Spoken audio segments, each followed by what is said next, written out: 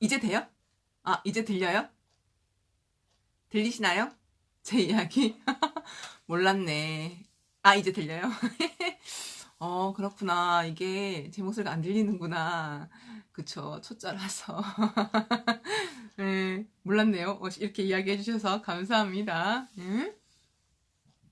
저는 이거 하면 그냥 옆에 있는 소리가 다 같이 들어가는 줄 알았거든요. 그래서 평소에 제가 이제 질문 답변 시간 가지면서 다른 분들 질문 올라오는 동안 약간 앞쪽에 이 시간이 뜨잖아요. 그래서 제 이야기를 하고 있는데 그 이야기가 맨날 비슷한 것 같아서 질문 올라오는 동안 음악 들으시면 좋겠다 싶어서 음악 켜두었는데 음악 소리만 들리고 제 이야기는 전혀 안 들렸나 봅니다. 앞으로 이런 시도는 안 하는 걸로. 네, 반갑습니다. 네, 저한테 궁금한 거 있으시면 질문해 주세요. 제가 질문 듣고 답을 나눌 수 있도록 하겠습니다. 벌써 11월이고, 그죠? 11월 10일이죠, 오늘. 내일 빼빼로데이. 안녕하세요. 빼빼로데이 하니까 떠오르는 이야기가 몇 가지 있는데, 저는 지난번 할로윈도 그랬고 크리스마스도 그렇고 크리스마스는 그래도 우리나라에서 굉장히 많이 네 안녕하세요 대중적으로 됐지만 할로윈도 이제는 꽤 대중성을 띠고 우리나라에서 자리를 잡아가는 느낌이 특히 젊은 세대를 그리고 아주 어린 아이들을 대상으로 해서 그런 문화들이 생겨나가고 있는 것 같은데 사실 제가 저희 아이들 키웠을 때만 해도 할로윈은 생경했던 이야기였었거든요. 그래서 뭐 우리나라 명절도 챙기지 않는데 우리나라 명절 단오 이런 거 있잖아요. 뭐 정월 대보름 뭐 이런 것도 안 챙기는데 겨우 설날 추석 챙기면서 왜 남의 나라 문화를 챙기느냐라는 생각을 가졌던 때가 있었어요. 그런데 크리스마스를 통해서 아이들과 함께 굉장히 다양한 추억과 그 추억 속에서 사랑이 당연히 담겨 있고요. 그쵸? 그 멋진 시간을 보내면서 그리고 점점 아이를 더 키우고 제가 좀 더 넓은 틀을 가지게 되면서 나의 문화, 너의 문화라는 느낌, 의미보다는 그거 전달하면 되는 거잖아요. 그쵸? 코코라는 애니메이션이 굉장히 뜨겁게 그쵸 극장가를 달구었던 물론 어린이 애니메이션이지만 어린이 애니메이션이라도 우리가 극장에 가보면 어른들도 꽤 많거든요. 저도 어린이 애니메이션의 메시지와 주제와 이런 거 너무 퀄리티 너무 좋아해서 아이들과 함께 자주 갔었었는데 그런 거 보면 어떻게 보면 할로윈도 마찬가지고 코코라는 그 멕시코를 배경으로 하는 그 애니메이션도 마찬가지고 어떻게 보면 삶과 죽음은 우리 모두에게 어느 나라, 어느 민족, 어느 문화와 상관없이 모두가 인간이라면 숙명적으로 가지고 있는 그쵸 주제잖아요. 삶의 주제. 그 주제를 나라마다, 민족마다, 문화마다 어떻게 풀어내고 해석했느냐를 아이들에게 접하게 하는 관점에서도 저는 그렇게 우리나라 문화 당연히 아이들에게 전달했으면 좋겠고 추석 설날뿐만 아니라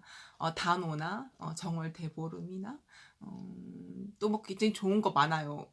제가 이제 또 까먹었는데 아무튼 그런 것들 당연히 또 그런 고유의 명절 말고도 그 한글날이라든지 아니면 개천절이라든지 이런 날들 있잖아요. 어린이날이라든지 헌법을 제정한 그쵸 현충이라든지 뭐 이런 것들 그런 의미 있는 날들을 아이들과 함께 접하면서 경험하면서 놀이를 통해서 대화를 통해서 아이들에게 좀 더 많은 다양한 경험과 생각과 가치관과 이런 것들을 자연스럽게 준다면 저는 아이가 더 넓고 단단하게 성장하는데 도움이 될 거라고 저는 생각을 해요. 그래서 지금 무슨 이야기 하다가 이렇게 넘어왔나요? 질문을 올려주시면 되는데 질문 올려주시는 동안 제가 이야기하고 있는 거예요. 그래서 할로윈도 마찬가지고 그쵸? 그리고 내일 빼빼로데이 맞다 빼빼로데이 이야기하고 있었네요. 빼빼로데이 그거를 마치 아이고, 그 초콜릿, 그 빼빼로, 그쵸? 그거 팔려고, 그 상술이다. 그 상업주의에 놀아나선 안 된다. 이런 메시지로 받아들이시기보다는, 어, 그, 그런 행사, 그런 날, 기념일, 이벤트성의, 그쵸? 그런 행사를 통해서, 아이와 한 100년 사는 동안 다양한 추억과, 경험과, 사랑과, 대화와 이런 것들을 공유할 수 있다면 저는 그런 상업성에 조금 놀아나도 그쵸? 놀아나는 거 아니죠. 우리가 이용하는 거죠. 우리가 활용하는 거고 아이에게 더 넓고 다양한 세상을 주는 거고 그렇게 해석하시면서 즐겁게 놀았으면 좋겠어요.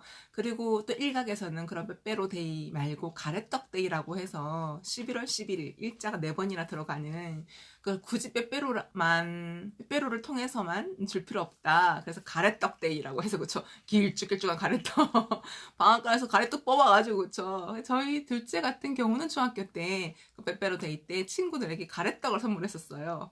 나는 우리 문화를 아이들에게 줄 거야 뭐 이러면서 네 안녕하세요. 그래서 그 가래떡을 전날 미리 샀더니 굳더라고요. 그래서 그걸 아침에 구워가지고 호일에 막 감아가지고 따뜻하게 해서 학교에 가져갔는데 가래떡을 구운 가래떡을 아이들과 함께 꿀에 찍어서 맛있게 먹었다는 이야기를 둘째가 이야기해 줬었어요.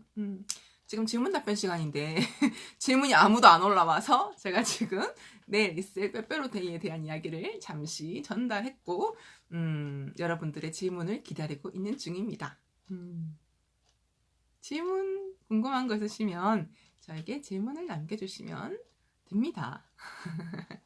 오늘 너무 급작스럽게 그쵸 며칠 전에 예고를 하지 않고 오늘 갑자기 네 안녕하세요 전달했죠. 제가 이번 주 금요일 빠르면 이번 주 금요일 아니면 다음 주 월요일쯤 저의 독서법 책 결과가 증명하는 20년 책 육아의 기적이 나온다고 해요.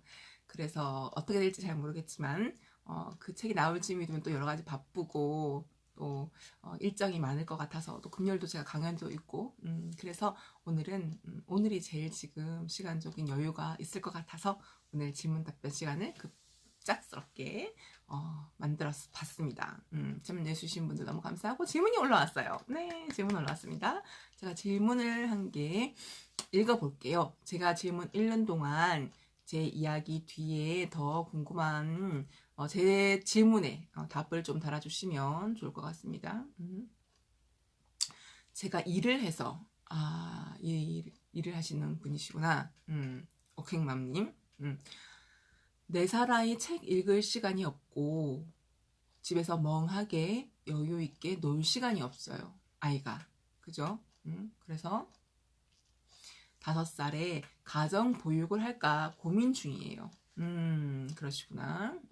그러니까 지금 아이는 4살이지만 나는 일을 하고 있고 아이가 너무 책 읽을 시간도 없고 집에서 멍하게 시간을 보내고 어떻게 보면 좀 무의미하게 시간을 보내고 또 엄마와 놀 수도 있는 시간도 별로 없는 것 같아서 내년에는 가정 보육을 할까 생각 중이신데 아이 아빠와 조부모님이 반대하세요. 아이와 놀아주기 딱일 것 같기도 하고 자신 없기도 해요. 그렇죠. 그렇군요. 그래서 어떻게 할까요?에 대해서 저에게 조금 제 생각을 여쭤보시려고 질문을 남겨주신 것 같습니다. 그쵸? 맞죠? 맞죠? 일은 그냥 그만둘 수 있어요. 기관에 아예 속하지 않으면 급한 일 있을 때 못 맡긴다고요.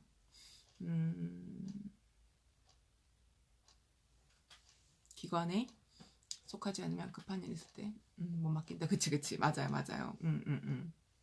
그래서 아이와 함께하는 시간을 위해서 일을 그만두실 생각도 지금 가지고 계시지만 남편과 조부모가 반대한다는 이야기를 들었어요. 해주셨어요. 자, 제 생각, 일을 해야 되는지, 육아를 해야 되는지에 대한 고민들을 이렇게 지금 러브 아니스트님처럼 저에게 그동안, 그쵸? 육아와 관련된 강의를 한 지 18년째인데, 질문해주신 분들이 굉장히 많으셨거든요. 지금 이제 18년이 지나서 그분들의 질문을 들으면서 제가 지금 정리했던 바를 잠시 말씀을 드리도록 하겠습니다. 엄마의 커리어도 굉장히 중요하고, 돈을 버는 것도 중요하고, 가정 경제에 보탬이 되는 것도 중요하고, 굉장히 중요한데, 나는 육아가 더 중요한 것 같다. 아이가 성장하는 시간은 다시는 돌아오지 않는 지금이 전부인데, 그 지금 동안 어떤 면에서는 내년에 1년 한번 아이와 함께 같이 지내보고, 같이 놀고, 같이 책을 읽고, 많은 추억도 경험도 쌓은 다음에 후년에 아이가 6살이 될 때는 다시 일을 할 수 있고, 그쵸? 적어도 아이의 유년 시절 1년 정도는 아이와 함께 깊은 유대감과 호흡을 나누고 싶다. 아이가 잘 크기를 바라는 마음에서 라는 생각을 가지시는 분들이 계셔요. 저는 육아에 일단 기본적으로는 정말로 정답이 있다라고 생각하지 않거든요. 자신의 형편껏 하면, 그리고 그 형편껏 안에서 사실 최선을 다한다는 건 굉장히 어려운 말이긴 하지만 개인마다 그 최선이라는 단어가 주는 1에서 10까지라고 범위를 둔다면 그 어느 정도를 최선이라고 하는지 사실 개인마다 너무너무 다 다르기 때문에 제가 최선을 다했으면 좋겠습니다라고 이야기하는 것에 어폐가 있다는 건 알지만, 그럼에도 불구하고 우리가 그쵸? 아이들이 어린 시절엔 참 중요하기 때문에 질문하신 분처럼 내가 다니는 직장을, 내가 하는 일을 그만두고라도 아이와 함께 시간을 꼭 보내고 싶다라고 생각하시는 분들이 계셔요. 그런 분들은 기본적으로 나의 가치관이 내 삶의 목표나 내 삶의 의미나 그것이 육아에 더 일보다 나의 커리어보다 돈을 버는 것보다 아이가 더 소중하신 분이, 아이가 잘 되는 것이, 아이가 더 잘 자라는 것이 더 중요하게 여기시는 분들이 계셔요. 물론 상황이 어쩔 수 없이 직장을 그만둬야 되거나 아이를 키우시는 분도 계시지만, 이렇게 일을 가지고 있는 분들 혹은 일을 가질까 말까 고민하시는 분들 중에 그러면 저는 내 가치관이 육아에 있다면 나중에 나는 돈을 많이 벌고 경력도 쌓고 다 했는데 아이를 바라볼 때마다 내가 죄책감이 든다든지, 예를 들면 지금 내가 그때 돈 벌지 않고 일하러 가지 않고 아이를 챙기는 일을 조금만이라도 했다면, 1년만이라도 했더라면 지금 내 아이의 모습이 저 모습보다 더 낫지 않을까라는 그게 정서적인 부분과 아이의 정서적인 부분과 연결이 되면 더 죄책감을 가지면서 그런 고민을 하실 수 있고요.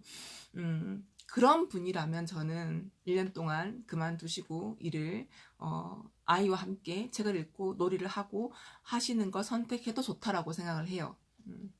물론 여기에서도 지금 내 어머니, 아버지, 시부모, 조부모라는 것이 시부모님을 뜻하시는 건가요? 아무튼 시부모님이라면 시부모님은 반대하고, 심지어 한 집에서 같이 아이를 키워야 할 남편도 내가 일을 그만두는 것을 반대하는 상황에서 내가 집에 들어앉아서 아이랑 놀고 아이의 책을 읽어준다면 물론 여기서 또 변수는 있어요. 남편이 얼마나 허용 범위가 넓고, 나의 선택을 존중하고, 가정적이고, 뭐 이런 거에 따라서, 그렇죠. 남편의 가치관도 중요하죠.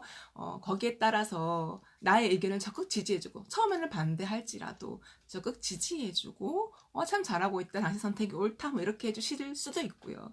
근데, 정말, 내가, 그만두지 말라고 했는데, 네가 그만둔다고 해서 그만둬놓고, 이렇게 힘들다고 징징대면 어떡해. 네가 선택한 거니까 네가 책임져. 이런 남편도 사실 있을 수 있거든요. 이건 변수가 너무나 많아서 확언을 드리기는 너무 어려워요. 그리고 그렇게 어떻게 보면 코너에 몰리게 될 때, 내가 일을 그만두고 아이를 보겠다고 선택은 했지만 다른 주변 환경이 나를 전혀 도와주지 않는 상황 속에서 또 생각해 볼 수 있잖아요. 그 모든 것을 다 고려하셔서 난 정말 아이를 키우는 것이, 그리고 아이의 안정적인 정서와 지금 이 개월수, 그러니까 내년은 5살이잖아요. 그 5살 아이의 가능성, 그쵸? 특히 유아 시절, 유년 시절에는 그 사랑이 굉장히 중요하다고 하는데, 그 많은 것들을 생각하면 지금까지도 일을 하셨으니 한 번은 그 아이에게 억눌린 감정이 있다면 풀어주기도 하고, 부족한 건 좀 채워도 주고 싶고, 더 아이의 멋진 미래를 위해서 조금 내가 그 정도의 시간은 좀 할애하고 싶고, 이런 마음이 크시다면 그걸 해도, 그러니까 가정 보육을 선택하시는 것도 저는 참 좋다라고 생각을 해요. 다만이에요.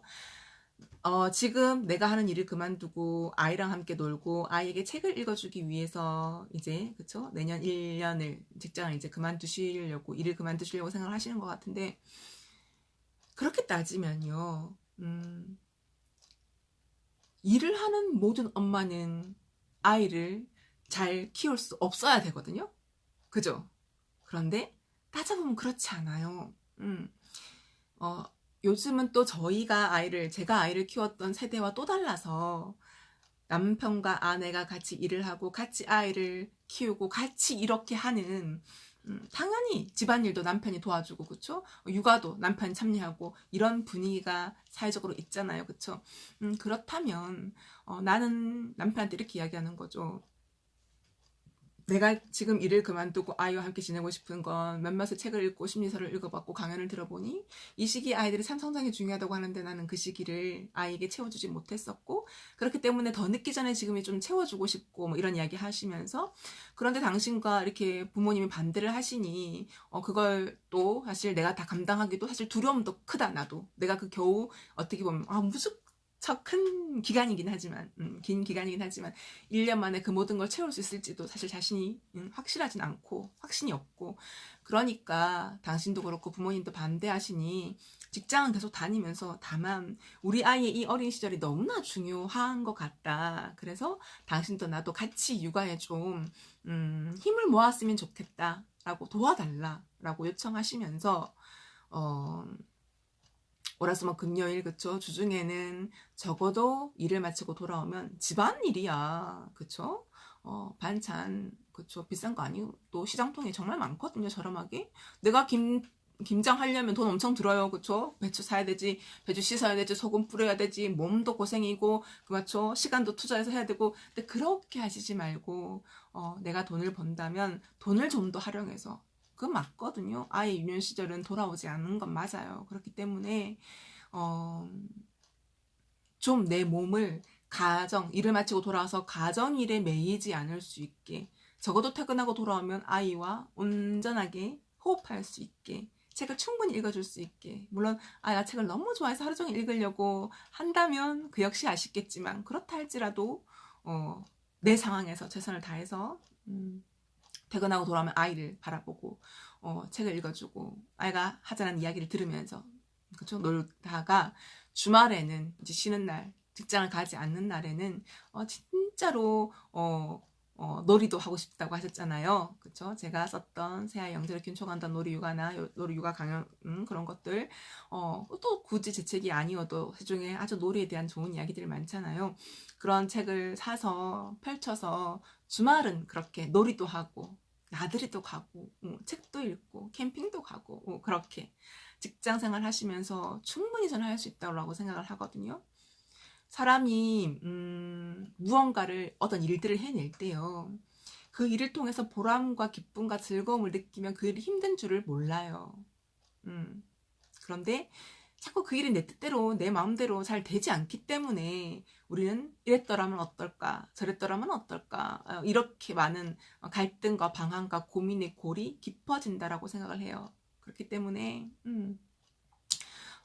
한번 잘 생각해 보시고 소통하셔야 돼요, 남편과. 그죠? 시부모님도, 친정 부모님도 도와달라고 하세요. 내 아이 이 시기 진짜 다시 돌아오지 않아요. 전 진심으로.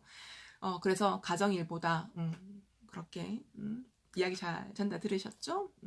좋은 답변 감사해요. 그죠?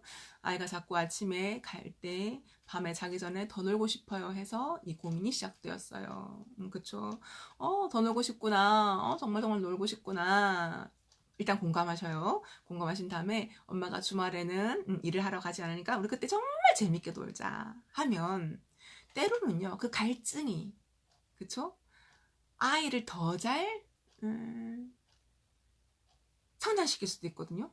이게 무슨 말이냐면, 양가 부모님 멀리 계시고 남편은 멀리 출퇴근이시구나. 아이고야, 이사를 가실 수는 없나요? 직장, 뭐 남편 직장이든 내 직장이든 근처로. 아무튼 남편이 멀리 출퇴근하면 주중에는 진짜 그쵸? 하더라도 주말에는 진짜 온판 가정일을 남편에게 맡기든지 분명히 방법은 찾으면 나와요. 그렇게 하셔서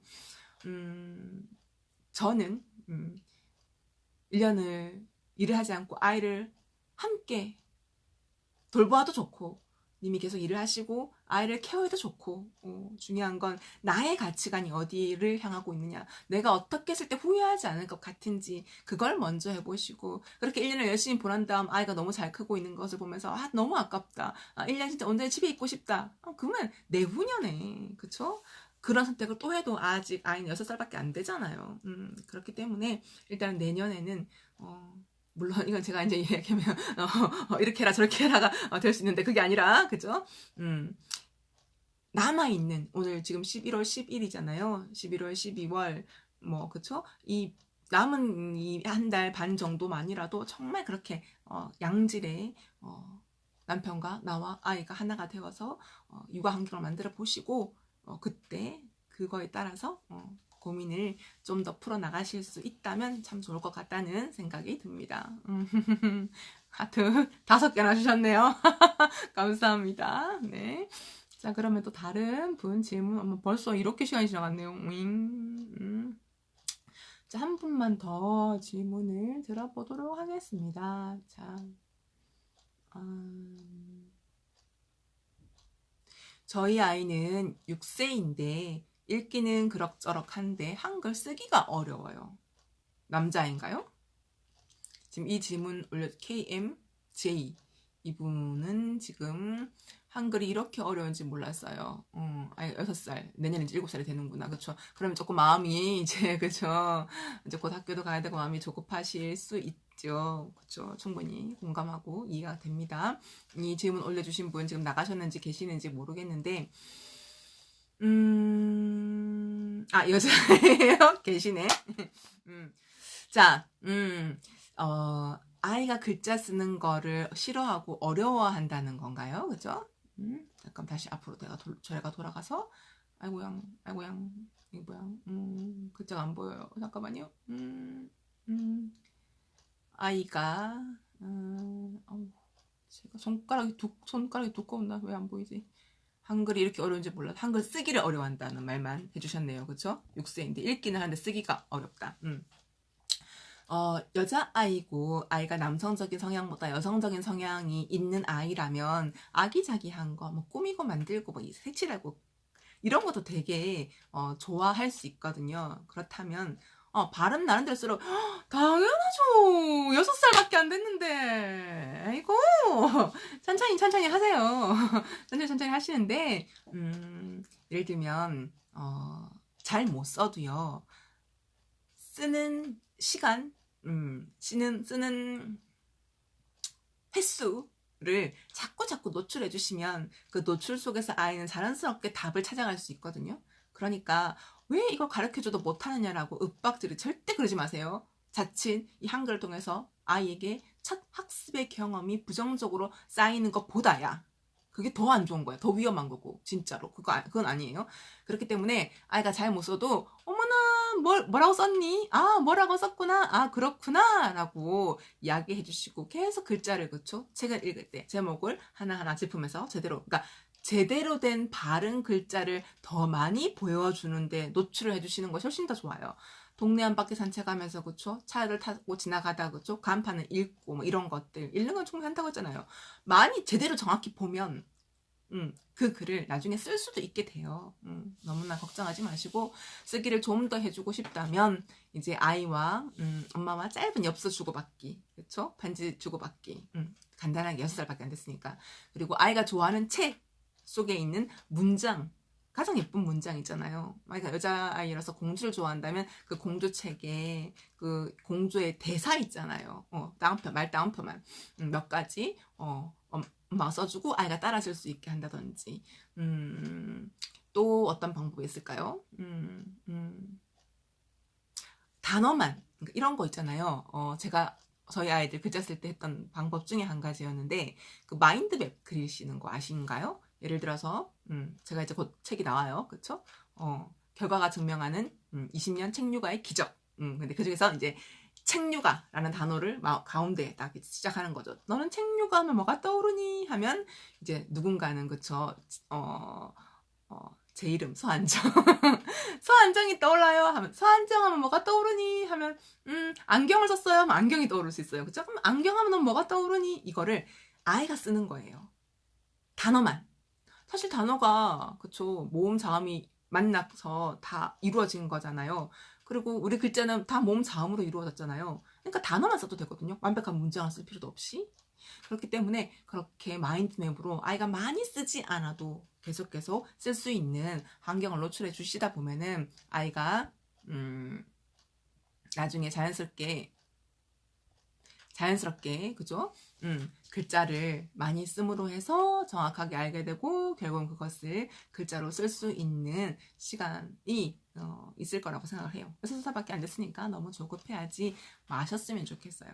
이해가 되시나요? 더 궁금한 거 없으세요? 네. 추가 질문이 올라오시는지 그 KMJ님 기다리면서 또 한 분이 곧 나올 책도 소개해 주세요 라고 했는데 빠르면 이번 주 금요일이고요. 늦으면 다음 주 월요일, 화요일쯤에 저의 책이 나온다고 해요. 많은 분들이 네, 감사합니다. 꼭 해보겠습니다. 네, 좋습니다. 이제 시간이 뭐 거의 2분밖에 안 남아서 또 다른 분의 질문을 듣기보다는 제 책 속에 잠깐 질문도 올라왔기 때문에 잠시 들려드리면, 한 줄 일기 쓰기도, 좋지, 좋아요. 좋습니다. 진짜 한 줄 평. 책을 읽고 나서도 한 줄 평, 뭐 이런 거 있잖아요. 한 줄 일기, 뭐 이런 거. 참 재밌었어요. 이거만 써도 괜찮아요. 알겠죠? 그렇게 시작해서 조금 확장하는 거니까. 독서법 책이 이제 나오는데, 0살부터 저는 초등학교까지 아이를 키우시는 분이라면 꼭 읽으셔서 정말 책육아에 대한 신심을 다시 한번 얻으시고, 저는 정말 독서 교육이 모든 학습에 아이의 지성과 감성을 키울 수 있는 정말 기본 도구라고 생각하거든요. 그래서 20년 책육아의 기적의 부제도 몸, 마음, 머리 독서법이라고 해서 아이의 몸도 키우고 마음도 키우고 머리도 다 키울 수 있는 그 방법을 녹여 놓았어요. 아주 구체적으로 녹여 놨거든요. 많은 분들이 제가 이제 책을 쓰면 결과만 있고 내용이 없다 라고 하시는 분들이 평을 가끔 봤어요. 예를 들면 작년에 나왔던 엄마 공부가 끝나면 아이 공부는 시작된다, 이런 거, 뭐 지새끼 자랑만 했나 뭐 이러면서 근데 저는 그 책이 한 권이 아니고, 그쵸? 새아이 영재를 키운 초간단 놀이 이야기도 있고, 내 아이 위대한 힘을 끌어내는 영재의 레시피라고 해서 어떻게 사교육 없이 3명의 아이를 모두 영재를 키울 수 있는지 그 환경도 굉장히 구체적으로, 그렇게 구체적인 책을 찾아보기 힘들 만큼, 그쵸? 그런 평이 많으시더라고요. 저 또한 그렇게 생각하고, 그런 책이 있는데도 불구하고 다른 책을 엄공아공 저의 책을 보면서 지 새끼 자랑만 했네? 왜 어떻게 키웠길래 이렇게 컸는지를 왜 말 안 해? 타고났나 봐. 그렇게 이야기해 주시는 간혹 그런 분이 계시더라고요. 저도 정말 아무것도 몰랐던 엄마였었거든요. 정말 초짜. 저는 심지어 밤에 책을 읽어줘야 된다는 사실조차도 몰랐던 엄마였어요. 제가 육아를 시작하고 그 단계를 정말 다 녹여 놓았어요. 그래서 특히 미취학 아동을 키우시는 어머님께 너무나 큰 도움이 될 것 같고, 책 육아에 모든 걸 한눈에 조망할 수 있는 기회가 될 것 같고요. 초등학교 이상의 아이를 키우시는 분이라면 제가 그 책 후반에 독후활동 부분을 넣어 두었거든요. 우리 독후활동은 굉장히 어렵고 딱딱하고, 그러니까 내가 감히 실천하기 힘들다라고 생각하시는 분들이 계신데 절대 그렇지 않다. 진정한 독서 교육은 독후 활동에서 저는 꽃을 피운다라고 생각하는 면이 있어요. 그래서 그 독후 활동 부분을 초등학교 어머님이시라면 잘 보셔서 그걸 아이들과 녹여서 실천해 주신다면, 많은 어머님들의 아이가 초등학교 가고 나면 이제 학습으로 전환을 해야 한다고 생각하시는데 절대 그렇지 않거든요. 아이들은 여전히 뛰어노는 걸 좋아하고, 초등학교 아이들은 여전히 아이들은 책을 통해서 아주 많은 것들을 듣고 보고 경험하고 즐길 수 있기 때문에, 그리고 그 시간이 결국 아이의 가능성과 잠재력을 키우는 시간이기 때문에 독서법 제 차례 너무 이야기했나요? 아무튼 그렇게 책을 통해서 여러분들 육아를 더 잘 하실 수 있는 시간과 기회가 되셨으면 좋겠습니다. 제가 책이 나오면 저뿐만 아니라 출판사에서도 이벤트를 할 텐데 참석해 주시면서 또 다른 자리, 다른 기회에서 만나뵐 수 있었으면 좋겠습니다. 선생님의 책에서 진심을 늘 느꼈어요. 이번 책도 기대할게요. 네, 감사합니다. 오늘 이렇게 질문 답변 시간에 참석해주신 분들 진심으로 감사드리면서 저희 다음에 시간에 또 찾아뵙도록 하겠습니다. 편안한 저녁 시간 되세요. 안녕. 안녕.